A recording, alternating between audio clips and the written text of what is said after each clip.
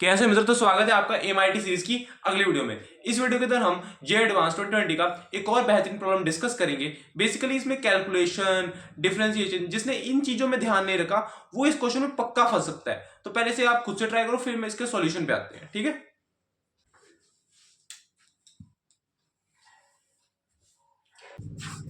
देखो क्वेश्चन में हमें सिर्फ ना कैलकुलेशन का ध्यान रखना है। Starting at time t is equal to 0 from the origin with speed 1 meter per second, particle follows two-dimensional trajectory in the xy plane so that its coordinates are related by equation y is equal to x square by 2. The x and y component of its acceleration are denoted by ax ay respectively. Then ये options है। एक बार पहले equation निकाल लेते हैं। देखो calculation का ध्यान रखना है।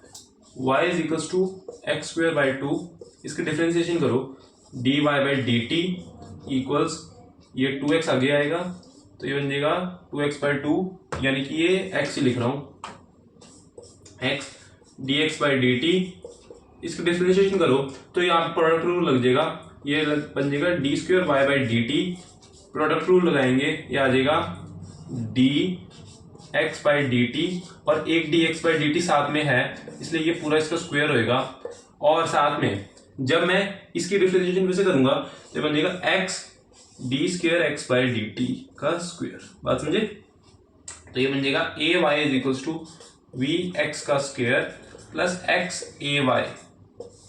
ये इक्वेशन आ रही है। बस ये कैलकुलेशन हमारे बहुत काम की थी, इसी पे हमारा पूरा क्वेश्चन टिका हुआ है। जिसने ये कैलकुलेशन कर ली, बाकी ऑप्शंस में कुछ नहीं है। देखो क्या क्या रखा ऑप्शंस पे। पहले ऑप्शन ए में चेक कर रहा हूं, अगर ए एक्स इक्वल्स 1 है, यानी अगर मैं ए एक्स एक मिनट सॉरी ये ए एक्स है, ए एक्स जब हमारा क्या है 1 है और implies that particle is at origin, particle at is origin यानी पार्टिकल ओरिजिन पे है तो ये चीज तो 0 होगी, और ओरिजिन पे हमारी जो Vx है वो कितना है 1, तो ए वाई इज इक्वल टू 1 है, यानी ये ऑप्शन सही है।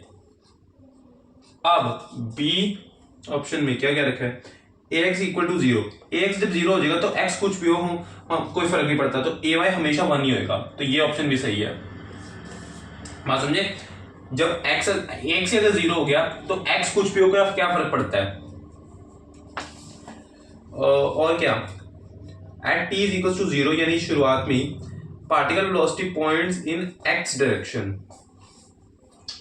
शुरुआत की बात करिए, t इज इक्वल टू 0 यानी vx हमारा 1 है,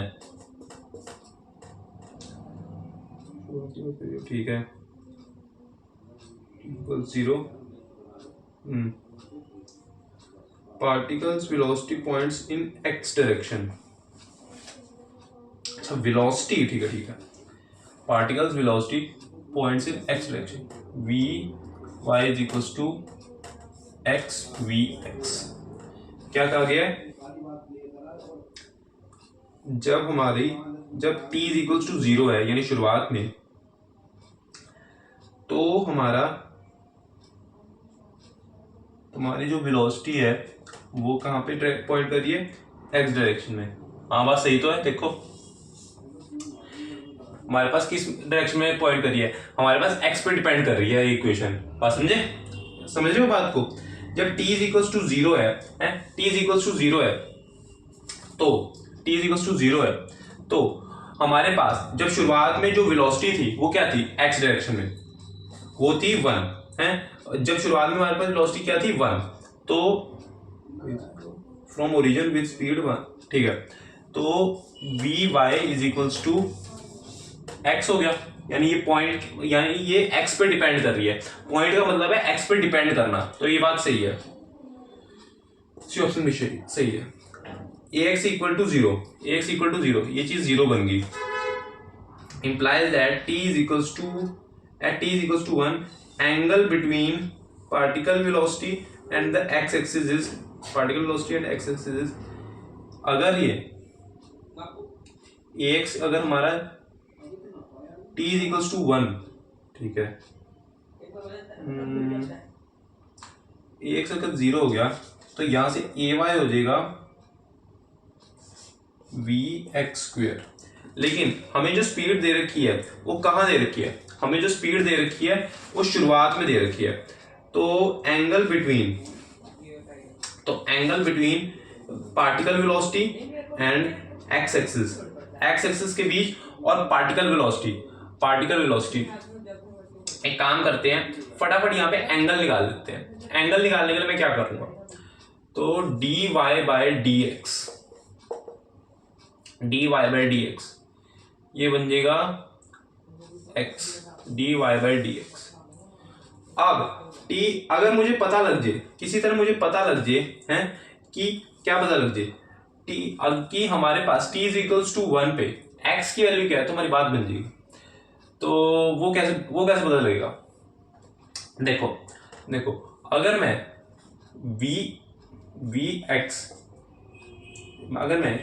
vx या छोड़ो v is equals to u plus at ये डायरेक्ट लगा दो। हम क्योंकि dy पे dx कर रहे हैं तो अपने आप वो सेट हो जाएगा। तो अब हमारे पास हमें तो यार लेकिन x निकालना है ना, तो इसकी क्या जरूरत है, रुको, s is equal to ut plus half at square, ठीक है। अब समझो s, हमारे पास जो s है ये हम x में निकाल लेते हैं। हमारे पास sx हमें निकालना है, ठीक है, वो x ही है। और ux कितना है, शुरुआत वाली वेलोसिटी थी 1, t हमें पता नहीं, और t नहीं पता नहीं है, पता है सॉरी पता है हमें। और ax कितना है, ax 0 है, यानी कि x की वैल्यू आ रही है 1, तो ये चीज 1 आ गई है। अब dy बाई dx होता है tan थीटा, बात समझे। तो यहां से ये बन जाएगा tan theta is equals to 1, ठीक है। तो थीटा आ गया 45 डिग्री, बात समझे। तो देखो अब ये मैंने भी पूरी तरह ये चीजें यहीं पे अभी अप्रोच करी है, ये बस सोचने वाली चीजें होती है। जैसे कि देखो अब मुझे पता लगा कि मुझे को x की जरूरत है, मुझे फाइनल वेलोसिटी की जरूरत नहीं है। पहले मैं v is equal to u plus at लगा लूंगा, लेकिन फिर मेरे को पता चला v मेरे को पता नहीं चलेगा है, v मेरे को पता नहीं चलेगा, उससे बढ़िया और मुझे निकालना भी x है, तो इसकी जरूरत ही नहीं है। मैंने फिर s is equal to ut plus half at square लगाया x डायरेक्शन में, बात समझे। s is equal to ut plus half at square लगाया, यहाँ पे 0 था ये, और x यहाँ पे x इज इक्वल टू 1 आ गया। और हम dy बाई dx हमने निकाला तो वो x पे डिपेंड कर रहा है, तो यहाँ से हमें थीटा 45 डिग्री मिल गया। तो यानी हमारे डी ऑप्शन भी सही है, यानी हमारे a b c d चारों के चारों ऑप्शन सही है, ठीक है। तो ये हमारा जे एडवांस 2020 का एक बढ़िया सवाल था, बस कैलकुलेशन थी मेन इसमें। तो खैर, तो अब हमारे पास इसमें ए बी सी डी तीनों चार ऑप्शन जितने मतलब 4 ऑप्शन थे वो सारे सही आ रहे हैं। तो होप आपको सारी चीजें समझ में आई होंगी, मैंने कैसे डिफरेंशिएशन करी, कैसे चीजें अप्रोच करी, कैसे मैंने सोचा चीजों को, है ना।